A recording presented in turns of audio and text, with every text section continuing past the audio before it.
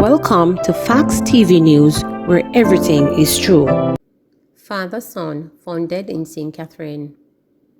Police in St. Catherine are probing a double murder after the bodies of a father and his son were found in a cane field in Ty-Dixon Lewis Valley on Monday afternoon. The deceased have been identified as 59-year-old tractor driver Michael Sloot and his son, Michael Sloot Jr., both from Union District.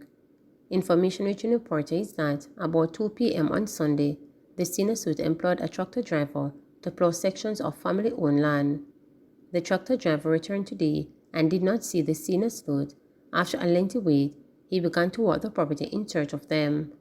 This was when he stumbled on the lifeless bodies of the father and son in the mid-afternoon.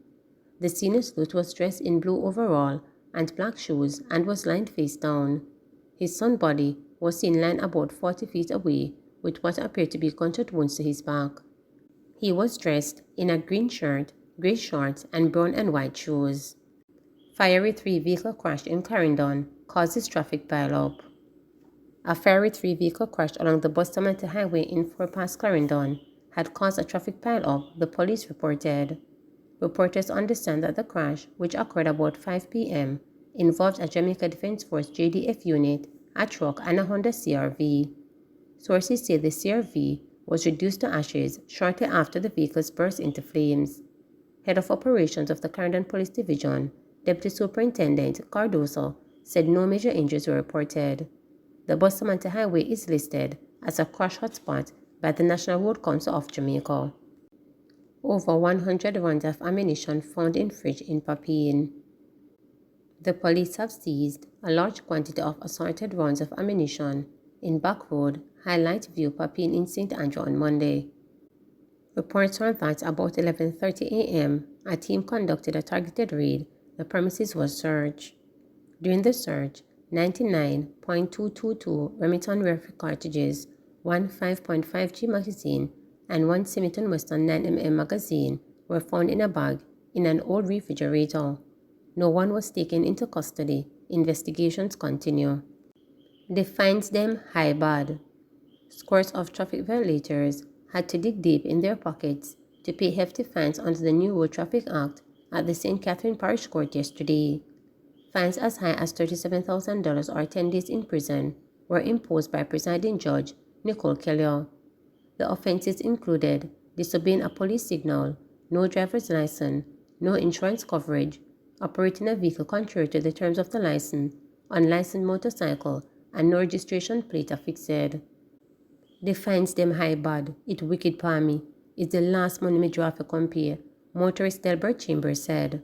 The judge commended the Kaysel police for their efficiency in their case presentations. Government set to announce postponement of local government elections. The local government elections will be officially postponed for a third time. The Minister of Local Government and Rural Development, Desmond McKenzie, will reportedly make the announcement in the House of Representatives. McKenzie will present for debate the representation of the People's Postponement of Elections to Municipal Corporation and City Municipalities Act. The bill to postpone the local polls will be tabled and taken. In January last year, the Parliament voted to temporarily modify the Representation of the People, Postponement of Elections to Municipal Corporations and City Municipalities Act to allow for local government elections to be postponed for a further 12 months. They were due to be held this month. The local polls were previously delayed from November 2020 simply because of the health risk posed by the COVID-19 pandemic. This was despite the fact that general elections were held just 2 months prior in September of that year. The government has faced criticism for the latest postponement, including that from the influential private sector organization of Jamaica and the opposition People's National Party. Unions representing firefighters begin salary negotiations with Finance Ministry. The unions representing members of the Jamaica Fire Brigade began salary negotiations with the Minister of Finance yesterday, days after they had issued an ultimatum to government warning of potential industrial action if discussions were not started in 10 days. The ultimatum was given after what was described as the inordinate delay in the commencement of discussions on the proposed new salary structure arising from the compensation review. The union said that they have been seeking to commence the discussion from as far back as May 2022, with attempts also being made in October 2022 to no avail. Speaking to reporters yesterday, President of the Jamaica Association of Local Government Offices, Helen Davis White, noted that discussions got underway and went fairly well. UWI disgruntled students in talks following protests. A high-level meeting involving administrators at the University of the West Indies, Mona UWI, and representatives of the Channel and St. Mary Seacole halls was underway yesterday.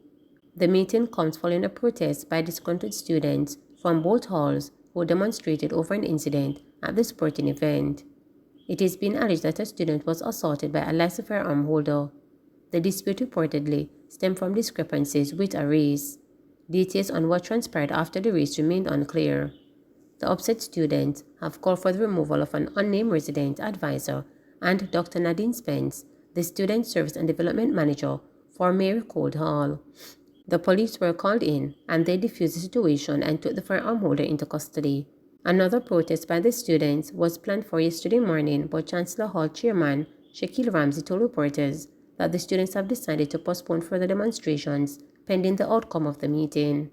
An earlier meeting reportedly took place with the security apparatus of the university.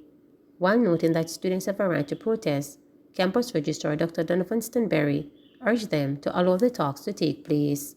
Stanberry also reiterated the matter is being addressed. Citizens urged to conserve water. Members of the public are being urged to practice water conservation in light of a limited supply of the commodity in the country. Information from the National Water Commission (NWC) indicates that continued drought conditions have impacted inflow to several surface water sources. The current water level at the Hemedge Dam is 63.5% and the Mona Reservoir is at 76%. Minister without portfolio in the Ministry of Economic Growth and Job Creation, Matthew Samuda, has attributed worsening drought conditions to climate change. I urge citizens to be very cognizant of the use of water that we have. We are asking for understanding and cooperation, he said. The minister was addressing the recent commissioning of a 50,000-gallon storage tank in Yorktown, Clarendon. Samuda informed that November and December saw rainfall less than their 30-year average across all parishes. Though the data for January is preliminary, the trend appears to have continued and worsened. We had expected and hoped for greater rainfall earlier in the year, and we have not received it, he said. The NWC has commenced 12-hour water restriction across the Kingston and St. Andrew region as part of its conservation efforts. Prime Minister on Holness during Vale Royal talk. First of all, let me thank the Jamaica Umbrella Group of Churches and the Roman Catholic Archdiocese of Kingston Chancery Office for hosting us today. It is the Vale Royal talks have been hosted first at Vale Royal, but as you would have seen in the media, Vale Royal is not in a position to host these meetings. We have been hosted by the University of the West Indies twice, and this year I thought it fitting that we would rotate the hosting to one of our very important stakeholders, the church. And so we are very happy that you are able to facilitate us. Your blessings, your prayers mean a lot to us, and your charge is very important and indeed will form a part of our deliberations. The church is a very important stakeholder in our democracy. These talks have now become a part of our democratic institutions, traditions, and they have been very useful for the political parties to find space which is created for discussion, which are held under Chatham House rules, meaning what we discuss here, unless it is agreed, will not be made public. There would be a joint communique, obviously, but it gives a free space for us to talk about the important issues of the country. And we intend to utilize this space to make progress on the issues that divide us or are contentious at the moment in the interests of the people of Jamaica. the democracy that we have can't work without the political parties. The political parties have historically and conventionally been seen as the kind of hidden hand in Parliament, which is the official display of our democracy. More and more, however, our kind of democracy is maturing, it's evolving, where we have started to now formally recognize and regulate political parties. So it is only fitting that within this evolving context of putting more rules and embodiment on our democracy, that we have this meeting yearly, and if necessary, more than that, to discuss the critical issues that may not always be able to be ventilated properly in Parliament, but we can ventilate them here at the political level. So again, let me thank you.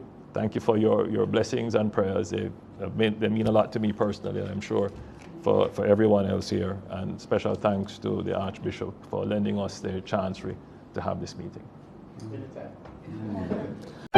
Please remember to subscribe, like, share, and click the notification